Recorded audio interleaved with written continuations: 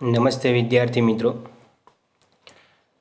हिंदी विषय में हमने आपको व्हाट्सएप ग्रुप में हिंदी की पाठ्यपुस्तक में दी गई पहली कविता तेरी है जमी प्रार्थना गीत का भावार्थ समझाता हुआ वीडियो आपके ग्रुप में भेजा था। आप सभी छात्रों ने उस वीडियो को देखा होगा और यह प्रार्थना गीत हमें क्या कहना चाहते हैं, उसका भावार्थ क्या है, वह आपने समझ लिया होगा। यह एक प्रार्थना गीत है।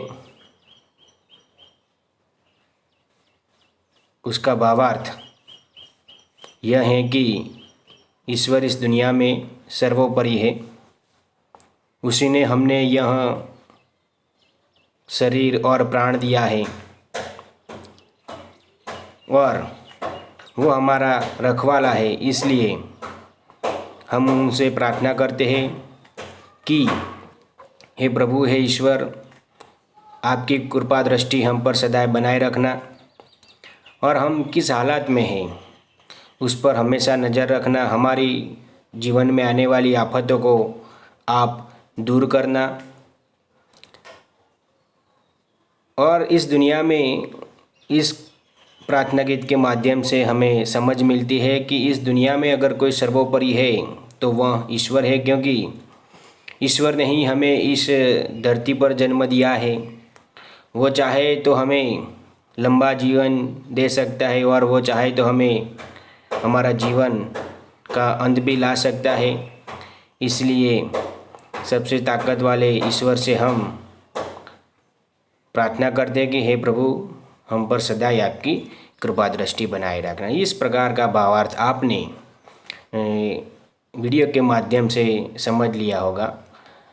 आज हम यह प्रार्थना गीत के अभ्यास और स्वाध्याय की चर्चा करेंगे। आज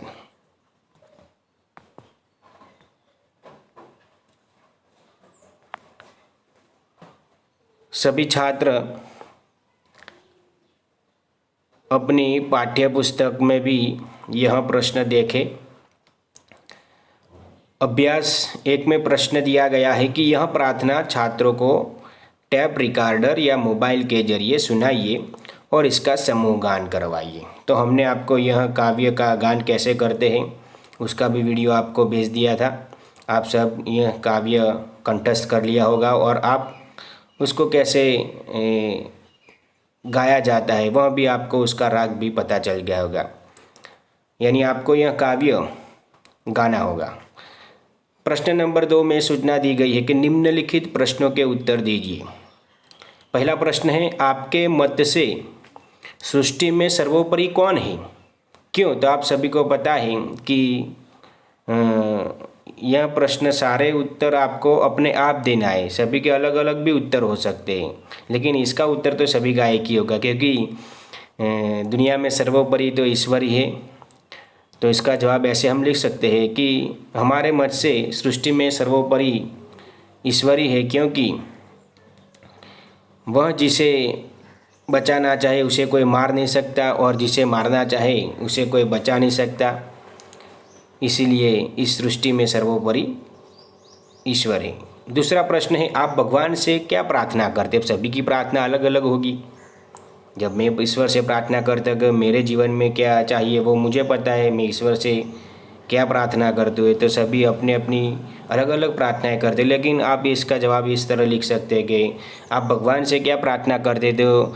मैं भगवान से प्रार्थना करते हूँ कि हे ईश्वर, आपकी कृपा दृष्टि हम पर सदाए रखना और हमारे जीवन में आने वाली आफत का सामना करने के लिए हमें आत्मविश्वास देना और शक्ति देना। इस तरह मैं भगवान से प्रार्थना करता हूँ। आप कैसे प्रार्थना करते हो? आप अपनी तरह आप इसका जवाब लिख सकते हो। तीसरा प्रश्न है, आप ईश्वर से प्रार्थना किस समय करते हो, क्यों? यह भी आप अपनी तरह जवाब लिख सकते हैं। मैं लिखूँगा तो मैं कहूँगा कि मैं ईश्वर से प्रार्थना हर सुबह और शाम करता हूँ। क्यों? क्योंकि सुबह हम उठकर अपने जीवन के कार्य में लग जाते हैं और इसी कार्य करने के लिए हम शक्ति, आत्मविश्वास मांगने के लिए ईश्वर से प्रार्थना करते हैं और रात को हम सोने से पहले ईश्वर से प्रार्थना करते हैं, क्योंकि हे ईश्वर, दिन भर में हमने जो काम किया, कोई अच्छा काम किया, कोई गलत काम किया, तो हे प्रभु, गलत काम किया हो, अनजाने में कुछ गलत हुआ हो तो हे ईश्वर हमें माफ़ कर देना। इसलिए मैं सोते समय पहले भी प्रार्थना करता हूँ। भिन्न भिन्न, चौथा प्रश्न है, भिन्न भिन्न धर्म के लोग प्रार्थना करने के लिए कहाँ कहाँ जाते हैं? तो आपको पता है हर धर्म का धर्मस्थल का एक अलग नाम है। जैसे हिंदू का धर्मस्थल का नाम है मंदिर, मुस्लिम का धर्मस्थान का नाम है मस्जिद, ईसाई यानी ख्रिस्ती लोगों के धर्मस्थान का नाम है चर्च, पारसी धर्म के लोग का धर्मस्थल का नाम है अगियारी, जैन लोग होते हैं उनके धर्मस्थल का नाम है देरासर, सिख लोग होते हैं उनके धर्मस्थल का नाम है गुरुद्वारा। यानी सब अपने धर्म स्थान पर ही प्रार्थना करने के लिए जाते। जैसे हम मंदिर दर्शन करने के लिए जाते, प्रार्थना करने के लिए जाते, वैसे भिन्न भिन्न धर्म के लोग जैसे अपने अपने धर्मस्थल पर स्थान पर प्रार्थना करने के लिए जाते। जैसे इसका आंसर हम लिख सकते हैं कि भिन्न भिन्न धर्म के लोग प्रार्थना करने के लिए अपने अपने धर्म स्थान पर जाते हैं। जैसे कि हिंदू मंदिर में, मुस्लिम मस्जिद में, ईसाई चर्च में, सिख गुरुद्वारा में, पारसी अगियारी में, जैन देरासर में प्रार्थना करने के लिए जाते हैं। प्रश्न नंबर 3, निम्नलिखित शब्दों को शब्दकोश के क्रम अनुसार लिखिए। यहाँ कुछ शब्द दिए हैं जैसे हृदय, मनुष्य, सुख, शांति, मित्र, डॉक्टर, दृष्टि, योद्धा, श्रृंखला, नाविक और धन, क्षमता, उज्ज्वल, मंदिर, दूध, स्वर, दरा। मैंने आपको कक्षा 7 में सिखाया था कि शब्दकोश का क्रम क्या है। सबसे पहले स्वर आते हैं अ, आ, ई, उ, रू, ए, ऐ, ओ, औ। उसके बाद व्यंजन आते हैं क से लेकर ह तक, क, ख, ग, च, छ, ज, ट, ठ, ड, ढ, ण, त, थ, द, ध, न, प, फ, ब, भ, म, य, र, ल, व, श, ह। लेकिन आपको पता होना चाहिए कि इस वर्णमाला में क्ष, ज्ञ, त्र यह शब्द कहाँ आता है। तो क्ष शब्द आपको पता है क के बाद क्ष आता है, ज के बाद ज्ञ आता है, त के बाद त्र आता है। तो इस शब्दकोश के क्रम को ध्यान में रखना है। लेकिन याद रखना है हिंदी में सबसे पहले बिंदी वाला शब्द आएगा, उसके बाद चंद्र बिंदी वाला। यह ध्यान में रखकर आप इस सभी शब्द को शब्दकोश के क्रम में लिखना होगा। प्रश्न नंबर 4 है, इस चित्र की मदद से एक कविता की रचना कीजिए। चित्र कौन सा दिया है? सूरज देवता का। आप सूरज देवता सूर्य के आधार पर कोई भी कविता लिख सकते हैं। आप किसी कक्षा की पाठ्य पुस्तक में अगर आपको दिखे तो वह भी लिख सकते हैं। इंटरनेट के माध्यम से आप गूगल में सर्च करके भी आप कोई भी कविता आप सूर्य पर लिख सकते हैं। नंबर 5 सूचना है, वचन बदलकर वाक्य फिर से लिखिए। वचन बदलना, वचन हिंदी में 2 प्रकार के वचन होते हैं, एक वचन और बहुवचन। जैसे देखो यहाँ से एक वाक्य दिया है, मैंने कविता लिखी। तो इस वाक्य में जितने भी शब्द का बहुवचन होता है उन सभी का वचन परिवर्तन करना होगा। जैसे मैंने यानी मैं अकेला, मैंने कविता लिखी यानी मैं एकलाए कविता लिखी। पर इसका वचन परिवर्तन करके तो क्या होगा, मैंने का वचन परिवर्तन हमने, कविता का वचन परिवर्तन कविताएं। तो इसका वचन परिवर्तन क्या होगा, हमने कविताएं लिखी। जैसे दूसरा वाक्य है, यह मेरी किताब है, यह मेरी किताब है। तो उसका वचन परिवर्तन क्या होगा, यह। अगर एक वस्तु का निर्देश करते तो हम बोलेंगे यह पंखा है, यह कुत्ता है, यह डस्टर है। तो अलग एक शब्द के लिए हम यह शब्द का यूज़ करें। लेकिन एक से ज़्यादा हो तो यह का वचन परिवर्तन क्या होगा, ये। तो इसका वचन परिवर्तन करके हम वाक्य क्या लिख सकते हैं, यह मेरी किताब है। तो आप लिख सकते हैं कि ये हमारी किताबें हैं। इसी तरह तीसरा वाक्य, इसे लड्डू दे दो, इसे, उनका वचन परिवर्तन इन्हें, लड्डू का लड्डू ही होगा, इन्हें लड्डू दे दो। इस तरह अभ्यास के सारे प्रश्न का आपको उत्तर अपने नोटबुक में लिखना होगा। अब ये स्वाध्याय देखते हैं। स्वाध्याय में सूचना नंबर 1 दी गई है कि निम्नलिखित प्रश्नों के उत्तर दीजिए। कवि ईश्वर से क्या चाहते हैं? तो आप सभी को पता है कवि ईश्वर से क्या चाहते हैं। कवि ईश्वर से चाहते हैं कि हे ईश्वर, हम पर आपकी कृपा दृष्टि सदाई बनाए रखना, हम किस हालत में हैं यह आप खबर रखना और हमारे जीवन में आने वाली आफत को आप दूर करना। कवि ईश्वर से इस प्रकार की चाह रखते हैं। दूसरा प्रश्न है, तू अपनी नज़र हम पर रखना। ऐसा कवि क्यों कहते हैं?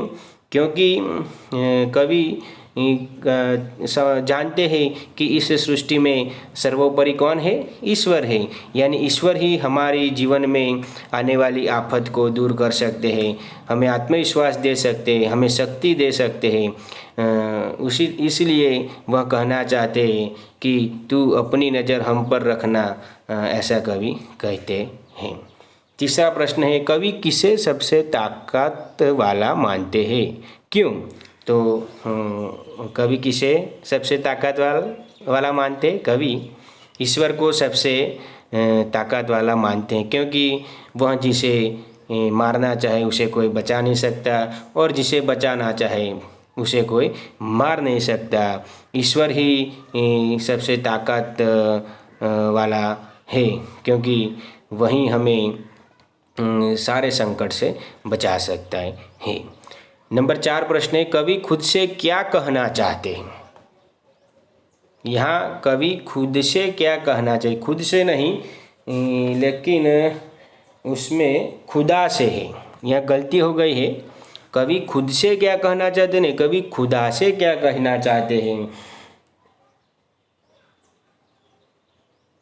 कवि खुदा से क्या कहना चाहते हैं? यहाँ कवि खुदा से कहना चाहते हैं कि वह सर्वशक्तिमान है, वह दयालु है, हम सभी लोग ईश्वर के सामने सर झुकाकर खड़े हैं, वह सब अपनी कृपा दृष्टि हम पर बनाए रखे, हम किस हालत में हैं वह ध्यान रखे। कवि ऐसे ईश्वर से कहना चाहते हैं। सूचना नंबर 2 उसमें दिया गया है, दिए गए भाव के आधार पर काव्य पंक्तियाँ लिखिए। यहाँ काव्य पंक्ति का भावार्थ दिया है कि हे ईश्वर, तेरी कृपा से मुझे शरीर और प्राण मिले हैं, चाहे जो भी हो तुम अपनी कृपा दृष्टि हम पर सदा रखना। इस भाव वाली पंक्तियाँ काव्य में कहाँ है? तो आप देख सकते हैं काव्य में उस भाव वाली पंक्ति कहाँ है? तो ये रहा, तेरी रहमत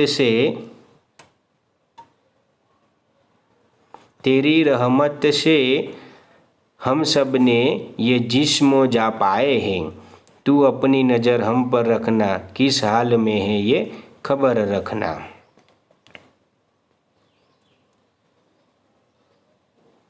हे प्रभु, दूसरा है, हे प्रभु यह सारा संसार तेरा है, तू बड़ा दयालु है, तू हम पर अपनी दया दृष्टि रखना। इस पंक्ति का भावार्थ यहाँ दिया है, लेकिन यह कौन सी पंक्ति है यह आपको काव्य में से, कविता में से ढूंढना है। नंबर 3 है, अपूर्ण काव्य पूर्ण कीजिए, मेरी प्यारी प्यारी गाय, घर की राज दुलारी गाय। यह कविता आपको अपने हिसाब से बनानी है। आगे आप जो भी आप अपने शब्द ऐसे नए डालकर आप काव्य बना सकते हो। 4 नंबर है, यह गीत हिंदी फिल्म, यह जो कविता है, यह जो प्रार्थना गीत है, आपको पता होगा कि यह गीत हिंदी फिल्म थी एक, द बर्निंग ट्रेन से लिया गया है। तुमने इस प्रकार की और भी प्रार्थनाएं सुनी होगी, आपने ऐसी कई प्रार्थनाएं फिल्म में आती होगी और आपने सुनी होगी। ऐसी ही कोई और प्रार्थना लिखो जो कि किसी फिल्म में आप लिख सकते हो कि हे मालिक तेरे बंदे हैं हम, इतनी शक्ति हमें देना दाता। ऐसी कई प्रकार की प्रार्थना गीत है जो हिंदी फिल्म में आते हैं। ऐसे प्रार्थना गीत को आपको यहाँ लिखना होगा।